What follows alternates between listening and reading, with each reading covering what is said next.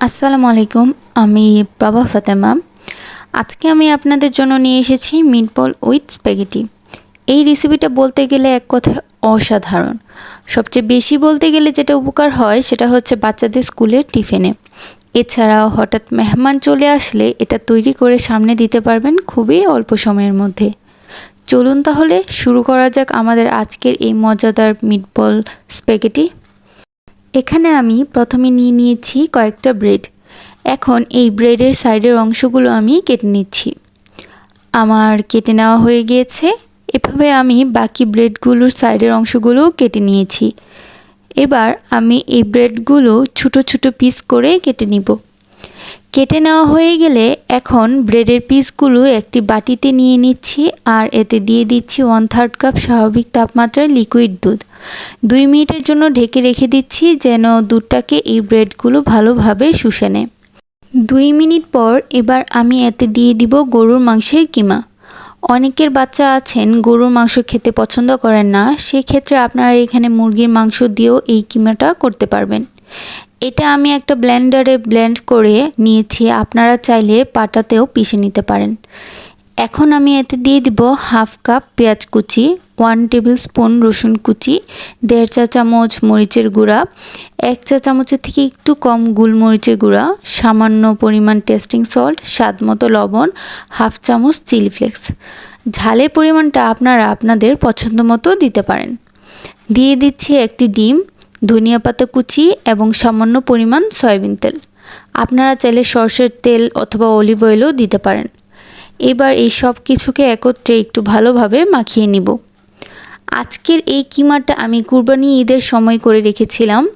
এভাবে আমি প্রতি বছরই করে রাখি, কারণ তখন সলিড মাংসের পরিমাণ বেশি থাকে, বেছে বেছে নেওয়া যায়। দোকান থেকে কিনে আনলে তো আর সলিড মাংসগুলো বেছে নেওয়া যায় না, তাই আপনারাও চেষ্টা করবেন প্রতি বছর কুরবানি ঈদে সলিড মাংসগুলো বেছে নিয়ে এভাবে কিমা তৈরি করে রাখতে। আমার মাখিয়ে নেওয়া হয়ে গিয়েছে। হাতে একটু তেল মেখে নিয়ে তারপর কিমার বলগুলো শেপ করে নিচ্ছি। এতে করে আপনাদের বলগুলো শেপ করে নিতে ইজি হবে এবং আপনাদের হাতেও লেগে যাবে না। দেখলেন তো কত ইজিলি এটার শেপ চলে এসেছে। চেষ্টা করবেন সাইজগুলোকে একদম সম পরিমাণে রাখতে, এতে করে মিটবলটা খুবই ইউনিফর্ম লাগবে যখন আপনার স্প্যাগেটির সাথে মিশাবেন। প্রয়োজনে আপনারা মেজারমেন্ট কাপ অথবা আইসক্রিম স্কুপও ব্যবহার করতে পারেন। এবার একটা প্যানে সামান্য পরিমাণ সয়াবিন তেল নিয়ে নিচ্ছি। আপনারা চাইলে ডুবো তেলেও ভাজতে পারেন, তবে তার কোনো প্রয়োজন নেই। আমি শ্যালো ফ্রাই করছি, এভাবেই আপনারা করতে পারেন। কিমা হতে বেশি সময় লাগে না। আমার এখানে 5 থেকে 6 মিনিট লেগেছিল মিটবলগুলো ভাজতে। অল্প আছে মিটবলগুলো ভাজবেন, তা না হলে উপর থেকে ভাজা হয়ে যাবে কিন্তু ভিতরে কাঁচা রয়ে যাবে। 2 পাশ এরকম উল্টে পাল্টে খুব ভালোভাবে ভেজে তেল থেকে তুলে নিচ্ছি।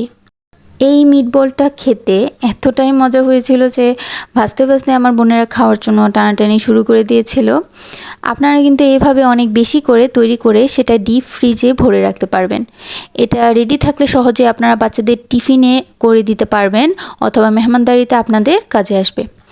অপরদিকে আমি একটা প্যানে বেশি করে পানি দিয়ে দিলাম। পানিতে যখন বলক চলে আসবে তখন এতে আমি আমার স্প্যাগেটিগুলো দিয়ে দিব। এখানে আমি এই ড্রাগন ব্র্যান্ডের স্প্যাগেটি ইউজ করছি। সাধারণত অন্য ব্র্যান্ডের স্প্যাগেটির দাম তুলনামূলক একটু বেশি হয়, তবে এটার দাম অন্যান্য ব্র্যান্ডের তুলনায় অনেকটাই কম। আর এই স্প্যাগেটিটা রান্না করতে হয় একটু মোটা টাইপের নুডলস দিয়ে। এখানে যদি আপনারা আমাদের দেশীয় যে চিকন নুডলসগুলো আছে সেটি দিয়ে এটি রান্না করতে চান তাহলে কিন্তু সেটা মিটবল স্প্যাগেটি হিসেবে গণ্য হবে না। এখন মূল রান্নায় ফিরে আসি আবার। স্প্যাগেটিগুলো দেওয়ার পর এখানে আমি সামান্য পরিমাণ রান্নার তেল এবং স্বাদমতো লবণ দিয়ে দিচ্ছি। এটাকে আমি একটু শক্ত করে সিদ্ধ করে নিব, মানে দাঁতে লাগবে, একদম নরম হয়ে যাবে না বা স্টিকি লাগবে না।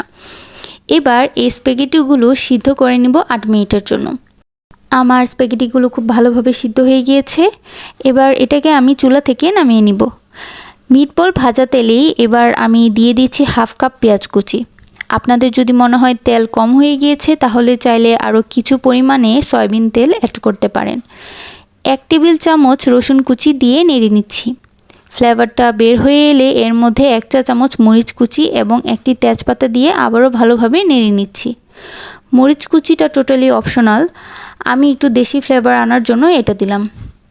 আজকের রেসিপিতে আমি যে টমেটো পিউরিটা ইউজ করেছি সেটা আমি 3 থেকে 4টি শুকনো মরিচ, 3টা ফ্রেশ টমেটো এবং সামান্য পরিমাণে লবণ দিয়ে সিদ্ধ করেছি।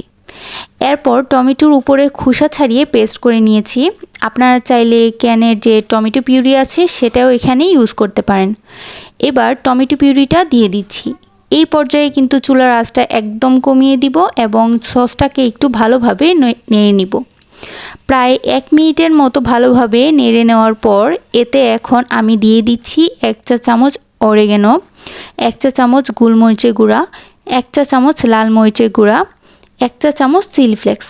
ঝালের পরিমাণটা আপনারা আপনাদের পছন্দ মতো দিয়ে দিবেন। স্বাদ মতো লবণ দিয়ে এবার সসটাকে ভালোভাবে নেড়ে নেব। ছোটো প্যাকেটের 1 প্যাকেট টমেটো সস দিয়ে দিচ্ছি 2 কাপ পরিমাণ নর্মাল টেম্পারেচারে থাকা পানি, 1 চা চামচ সয়া সস এবং মিটবলগুলোকে সসের মধ্যে দিয়ে দিব। এবার মিটবলগুলোকে হালকা নেড়ে ঢেকে দিব 7 থেকে 8 মিনিটের জন্য। এই পর্যায়ে চুলার আঁচটা কিন্তু একদম লো হিটে থাকবে। টমেটোর পানিটা যখন শুকিয়ে আসবে তখন ঢাকনাটা উঠিয়ে নিব। এর মাঝে কিন্তু আমি কিছুক্ষণ পরপর ঢাকনাটি উঠিয়ে নেড়ে দিয়েছি যেন নিচে লেগে না যায়। এবার আগে থেকে রেডি করে রাখা স্প্যাগেটিগুলো এই গরম সসের মধ্যে দিয়ে দিচ্ছি। এই পর্যায়ে চুলার জালটা অফ রেখে সব কিছুকে ভালোভাবে টস করে নিব। আপনারা যদি এটাকে আরও সসি খেতে চান তাহলে সেই ক্ষেত্রে টমেটোর পরিমাণটা আরও বাড়িয়ে দিতে পারেন। আমার বাসায় এত বেশি সস দিয়ে খেতে পছন্দ করে না বিধায় আমি একটু কম ইউজ করেছি। এতে করে খুব বেশি গ্রেভি হয় না বা সসটাও অতিরিক্ত পরিমাণে হয় না। আপনারা চাইলে উপরে পারমেসান চিজও ছড়িয়ে দিতে পারেন। আমার বাসায় অ্যাভেলেবল ছিল না তাই আমি দিতে পারিনি। ব্যাস, এরই মাঝে তৈরি হয়ে গেল আমার মজাদার মিটবল উইথ স্প্যাগেটি। দেখেই হয়তো বুঝতে পারছেন এটা খেতে যে কতটা মজার হবে। গ্যারান্টি দিচ্ছি একবার রান্না করলে আপনারা বারবার রান্না করে খাবেন। আচ্ছা, আপনাদের কাছে আরও একটি রিকোয়েস্ট, পরবর্তী ভিডিওতে আপনারা কি রেসিপি দেখতে চান তা অবশ্যই আমাকে কমেন্ট বক্সে জানাবেন। আজকে তাহলে বিদায় নিচ্ছি। সবাই অনেক অনেক ভালো থাকবেন। এই পর্যন্তই, ধন্যবাদ।